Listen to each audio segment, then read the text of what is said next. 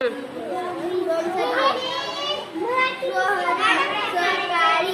लवकर उठतो,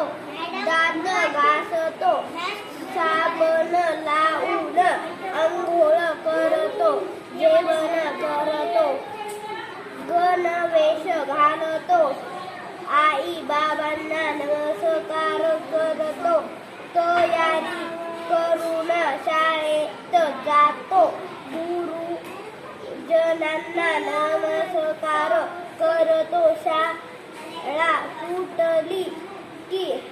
घरी येतो, मित्रांसोबत खेळायला जातो, घरी येऊन हात पाय धुतो, त्यानंतर अभ्यासाला बसतो, आई बाबा आजी आजोबा सोबत जेवतो, रात्री आजीची गोष्ट